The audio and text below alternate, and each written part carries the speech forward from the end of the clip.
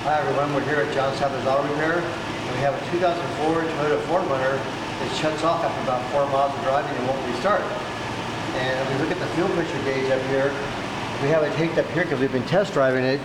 It's supposed to be 40 psi to 41.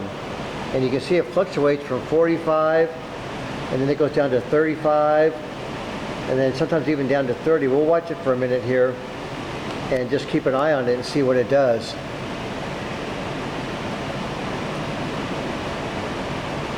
Okay, now you can see now it's jumping around quite a bit more.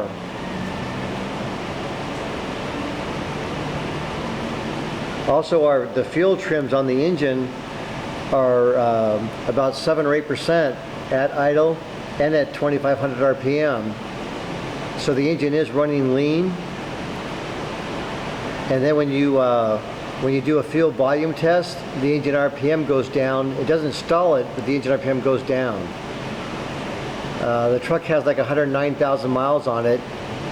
It came from the East Coast, so we don't know if there's any rust in the tank for sure, whatever's going on. But he went to another repair facility and they sold him a battery and a starter, and the next day it did the same problem. And that's how we got it to our shop.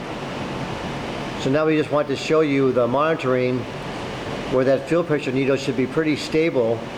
We've driven it about 22 miles, and he said the problem happened in 4 or 5 miles 3 times, and we haven't had a problem now. But this is not where the gauge belongs. So you can see it gets down close to 30 several times. So we've had it running for about an hour, hour and a half, and then we drove it, then we parked it, then we shut it off, and we drove it some more. And so that needle ideally should stay right at the 40, 41. When we first started testing it, that the gauge was at 41 when we first started testing it. We've had it for about 3 days now. So the gauge was stable, and while we run it, the more the needle's bouncing around.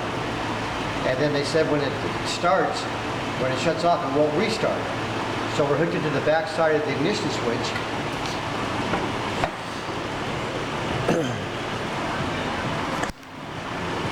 And what we've done is we've hooked into the start signal on the back of the ignition switch.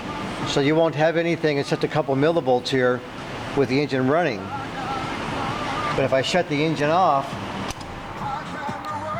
and then turn the key on, then when I crank it over, you can see it goes 11, 12, 13 volts when it cranks over. That's the start signal telling it to turn the starter over. So that's good. And so what we've been doing is we've been driving around with all this test equipment hooked up. So if the engine does shut off, we'll be able to know if the ignition switch has a problem, and we'll be able to know if we have a problem with fuel pressure. So we can eliminate those two things. We have no diagnostic trouble codes. We just have high fuel trims, 7 or 8%, not out of control, but higher than normal. And the fuel pump, when you do a volume test, the engine RPM goes down about 30 RPM. So we do have a couple issues. We're just trying to make the vehicle fail so we can properly repair it once and all and give the customer confidence to drive his vehicle again. So we'll keep you posted with another follow-up on what we find out the solution is and what the exact problem was without guessing. Okay? Thank you very much.